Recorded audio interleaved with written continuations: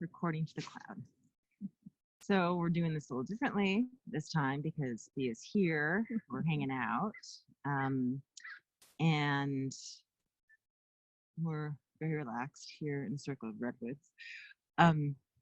So what we've been talking about is how we respond to change, responding to challenges, obstacles that life presents us with, and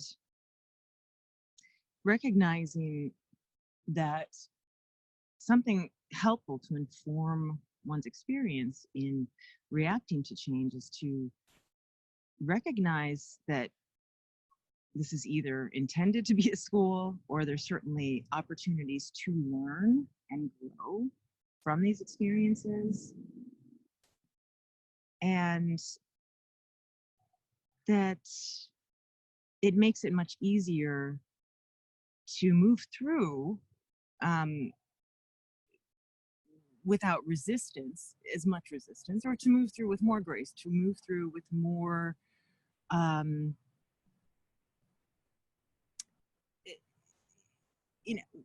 with a focus on the, understanding the experience as much as one can and moving through it rather than resisting it or dwelling. And even moving with it while it moves through, I think is something as opposed to resisting. But to be able to see when there are certain... I don't know what kind of game that is over there anymore. It's not very quiet. Okay.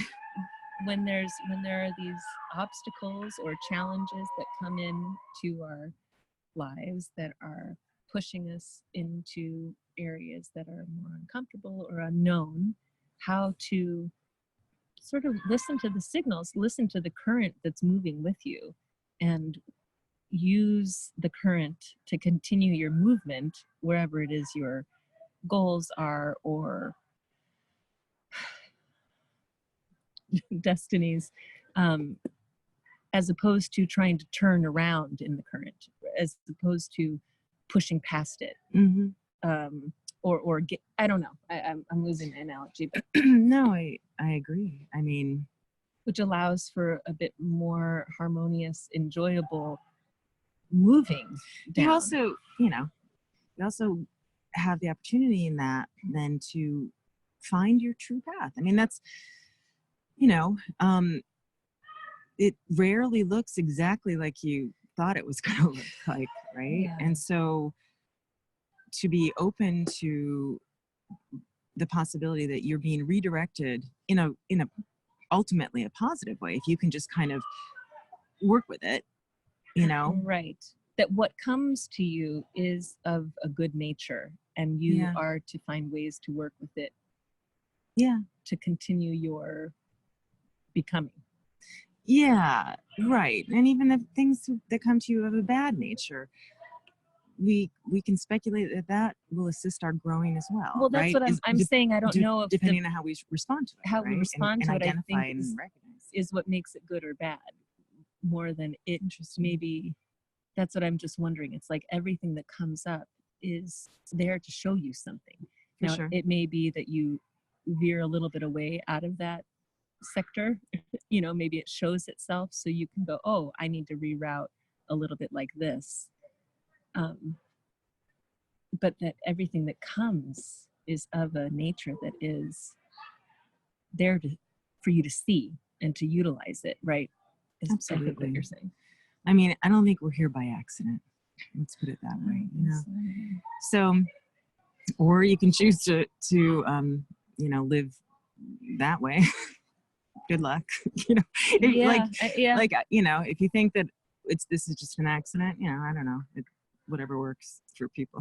But it certainly resonates much more for me and makes much more sense to me that there is a purpose to it, because whatever I observe around me demonstrates that there's a perfect purpose to everything, to the interaction of, these trees to the earth to us, to, us to the trees and all.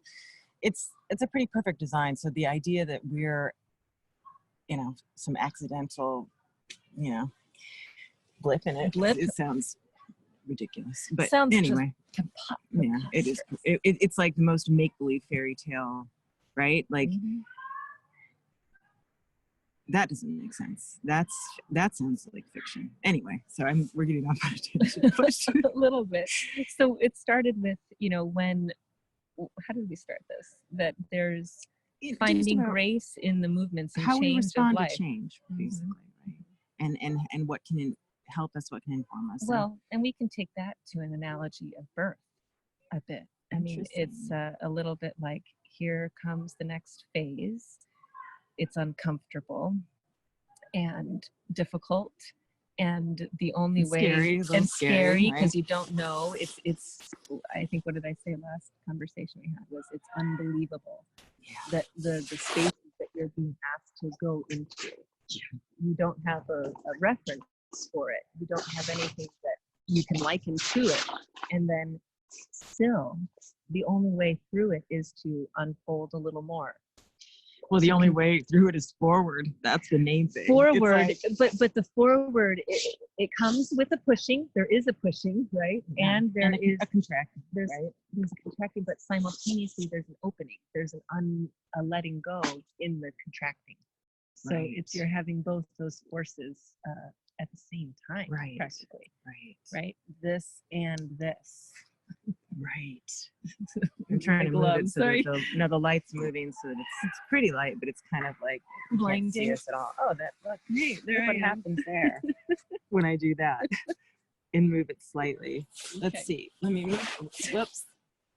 This is to continue on from where we were, because we started building on this. And we wanted to clarify and explore a little bit more what we were discussing about when something comes, that essentially the nature of reality, what comes to us, what thoughts, what challenges, whatever it is good. And that it's not, I mean, maybe it is the same as it's all good, man. Because it is, but there is distinction. See, so my point was like, I'm loath to get into relativity, because I think that Agreed. you can go astray so quickly. Yeah. But like we were touching on in the discussion some friends yesterday, I'm eager to get beyond the duality too. Like there's more to it. There's more dimension here. Mm-hmm. And so I think you talking about them accepting that the ultimate nature of reality is good. Well, and is God. Right? And so that comes is good. And it's in how we meet that which comes that determines our experience is of good or bad. But the good is there as the foundation of it. Mm-hmm. And so do we struggle with it? Do we rail against it? Do we look at how it is, what it's asking us to bring, to show, which then allows the good to come? I mean, I don't know. I felt like I was more clear about it a little bit ago, but that there's like the layers of it as they come to us. It's like the underneath current, that which is existing all the time, that is good. And that's what I feel like it relates to the whole point of me saying, I don't believe we're accidental. Right. The idea of us being accidental, of there not being an infinitely complex plan at work or design at work, right? It seems absurd when I think if you're walking through life fairly aware.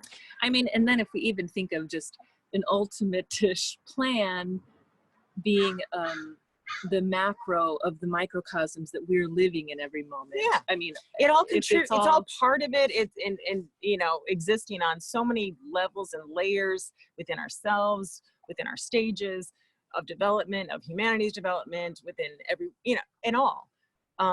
It's complex, but I suppose what it comes down to is, I think probably it's looking at it one way or the other. It's either that this is by design and therefore purposeful. Every moment is an opportunity to act with purpose. True. Yeah, I think that's huge. that's liberating, that's empowering, that's everything, really. Because if all those things, I mean, and I'm even talking like the little thoughts, you know, and we've shared this living and knowing each other for so long, you know, if you're leaving the house and there's that little blip that says check if the whatever, the window's closed, or the fire's off, or grab your keys, or grab a hat. Those times that we don't listen to those little things, we then look back and go, oh, I did know. Yeah. That's, I guess, I'm taking that as the thread of all of it. Yeah. because it's there. It's We choose to, there's an intelligence an intelligibility. It's there for us to pay attention to or to ignore. And that sort of sets our route. And so getting back to moving through challenges, meeting challenges, how we face our obstacles and move through life, it is, you know, that is what sets the tone. That is what informs the way we do it. Yeah. And is it purposeful? Is it meaningful? That depends on what we are like how we're able to perceive it. Because it is, we're either aware of it or we're not. Right. And probably learning and growing either way, right? And continuously. I mean, what, you know, as we talk. Hopefully. Like, hope. Yeah. Sometimes you can get pretty stuck, but. And God, I mean, now I don't know who I've gotten off. It's like even those getting stuck. Oh, we were likening this to an analogy of birth later on in our conversation. We didn't get there yet. Yeah. But even that, right? Is there something that getting stuck for a moment, and then you find a new route through it. But you have to sometimes surrender then to that being stuck. I am stuck. And then something else can move.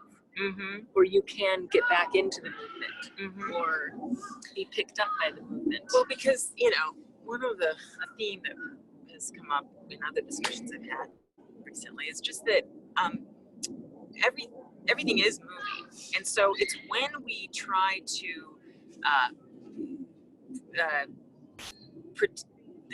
when we like put on this pretense of it being static, it makes the whole thing way harder, right?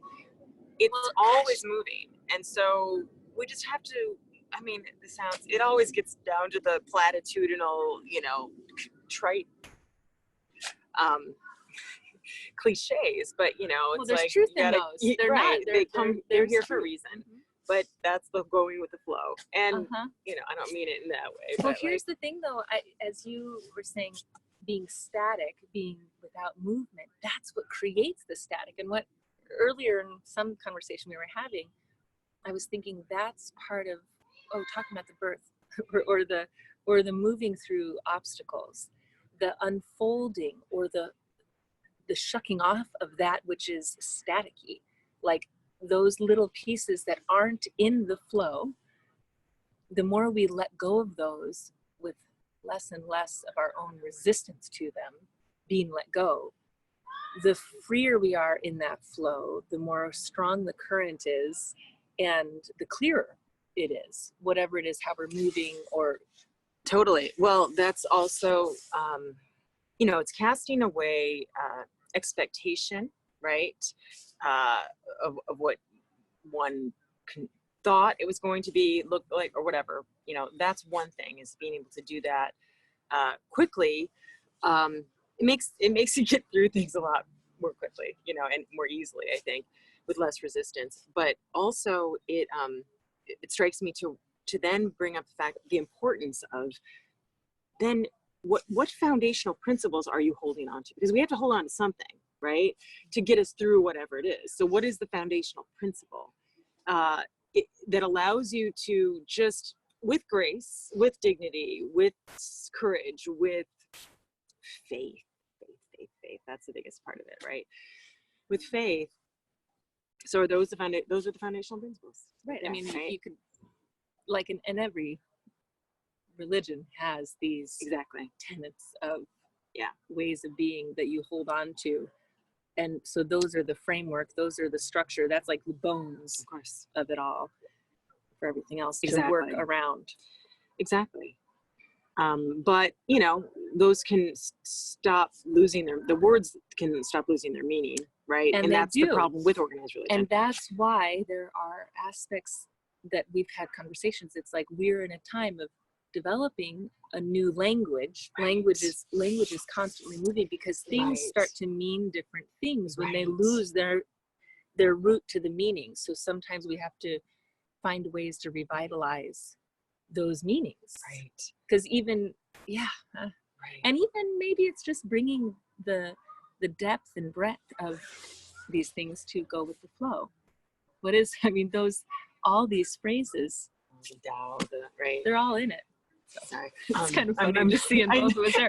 I've looked a few times like, oh, we're both I here. know. Like, are we supposed to look at the I haven't known either. anyway. So we've been doing both. Right. Perfect. Right. Just making sure it was in the frame. Yeah. I think it's kind of I think we it's should done. cut it. I think it's done. Yeah. Well, Yeah, thanks. Good. well- Well, there might be more thoughts that There bubble may up. be. All right. See you, See ya. folks.